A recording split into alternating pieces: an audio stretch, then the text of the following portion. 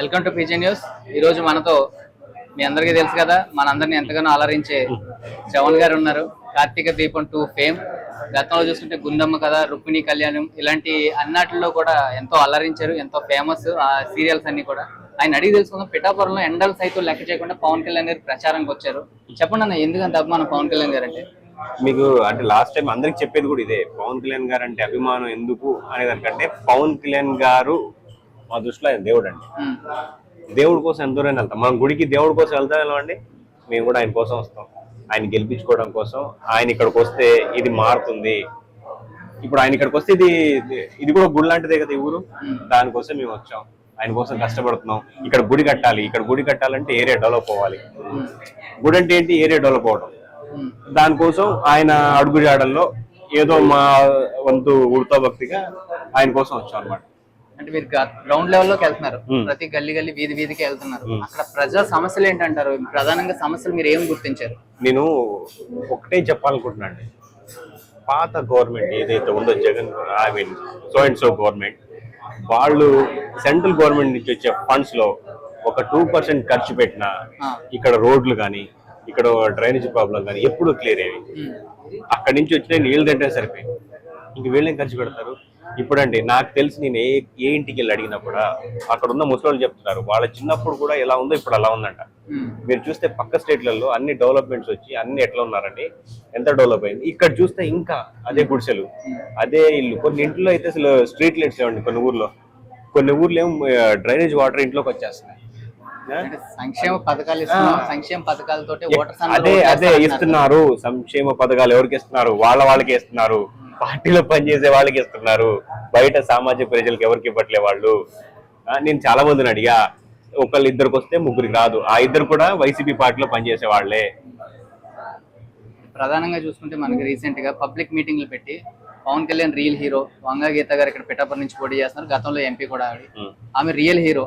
ఈయన గెలిచినా గెలవకపోయినా మళ్ళీ హైదరాబాద్ వెళ్ళిపోతారు, జ్వరం వచ్చిన హైదరాబాద్ మాట్లాడుతున్నారు. ఎలా చెప్తున్నా, వీళ్ళకి దిక్కు లేక వీళ్ళు ప్రజల్ని దోచుకొని వాళ్ళని బాధ పెట్టి ఎదురు తిరిగి వాళ్ళని కొట్టి చేసే ఈ ప్రభుత్వం మా కళ్యాణ్ గారిని రియల్ హీరో అంటున్నారు కదా.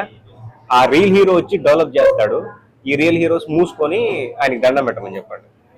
అంటే మీరు ప్రచారంలో గ్రౌండ్ లెవెల్లో పవన్ కళ్యాణ్ గారి కోసం తిరుగుతున్నారు. అంటే ఆయన నిజాయితీ నచ్చి ఆయన వెంట నడవాలి, ఉడత పక్కకి ఏదో సాయంగా తిరుగుతున్నారు. కానీ ఈ క్రమంలో మిమ్మల్ని తీసుకెళ్లి సోషల్ మీడియాలో, వైసీపీ సోషల్ మీడియాలో ట్రోల్ చేస్తూ అసభ్యకరంగా బూతులు పెడుతున్నారు. అంటే ఇంట్లో ఆడవాళ్ళని కూడా తిడుతున్నారు. ఎలా చూస్తారు ఇవన్నీ?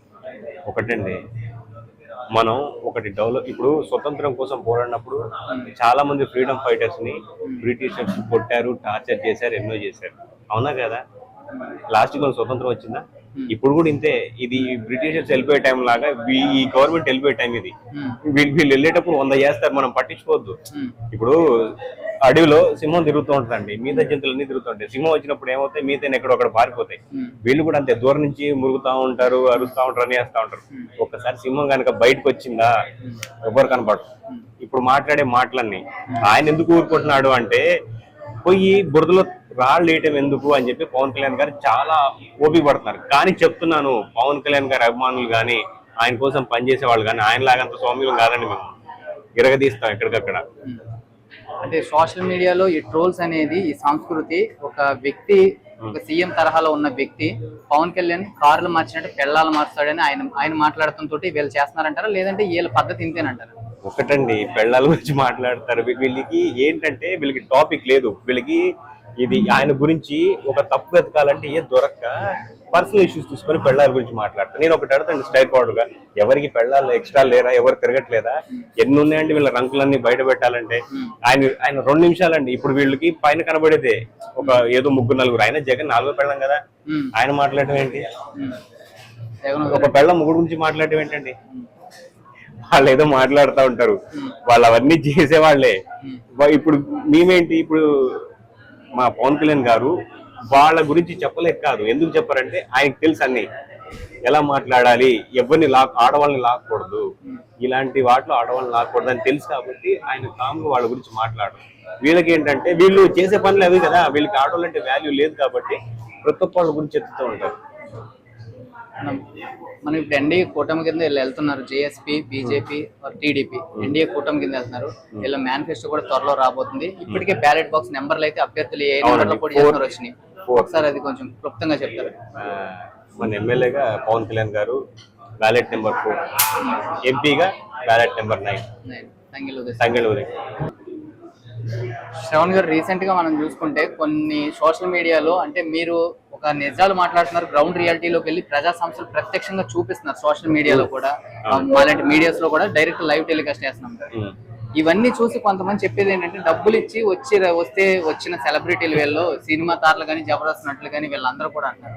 మీరేం డబ్బులు ఇస్తే వచ్చారా మీరు, లేకపోతే ప్రత్యక్షంగా మీరు వచ్చారా? మేము ఒకటి అడుగుతానండి, జబర్దస్త్ వాళ్ళ గురించి తీసుకున్నాం. ఫస్ట్ జబర్దస్త్ వాళ్ళు డబ్బులు ఇస్తే వచ్చారంటారు కదా, మీరు అక్కడ గేమ్ షోలో ఎప్పుడైనా చూడండి, జబర్దస్త్ లో ఉన్న ప్రతి ఒక్క ఆర్టిస్ట్ నాగబాబు గారు అంటే ప్రాణం, ఆయన పొగుడుతా ఉంటారు. డబ్బులు ఇస్తే జబర్దస్త్ వాళ్ళు పొగుడుతున్నారు, డబ్బులు ఇచ్చేది ఎవరు? జబర్దస్త్ వాళ్ళు.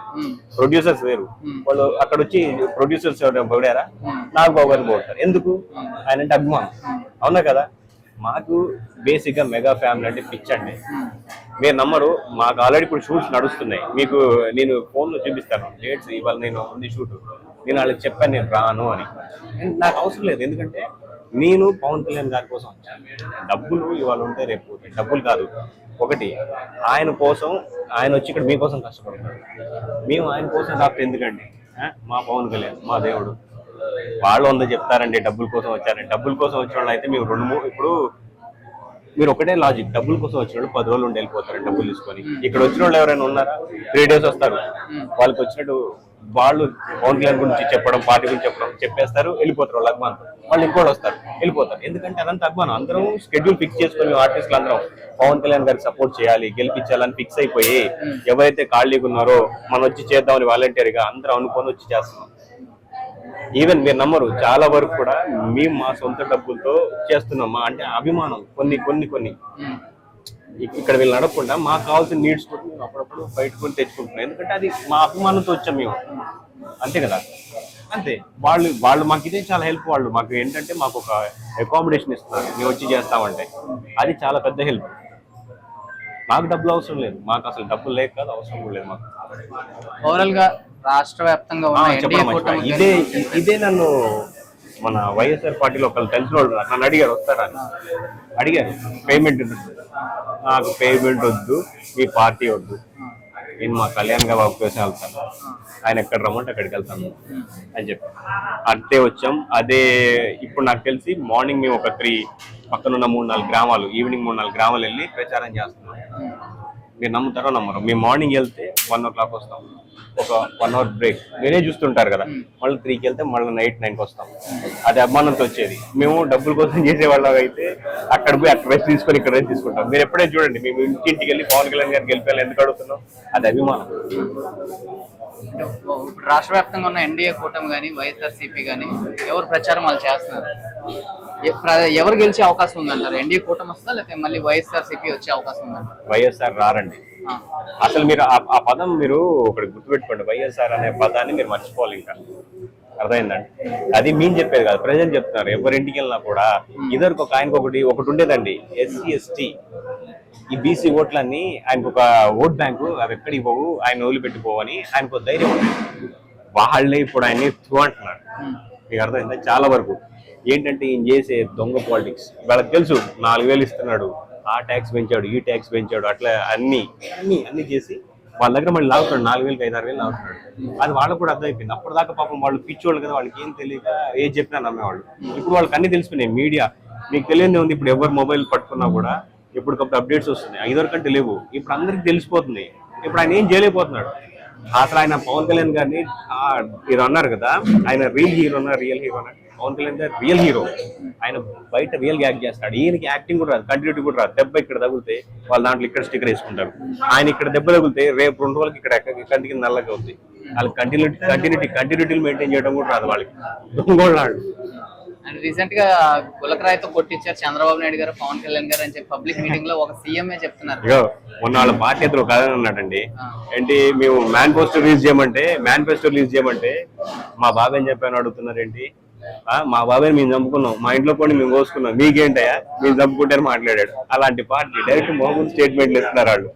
అలాంటి వాళ్ళ గురించి మనం మాట్లాడుకోవడం వేస్ట్.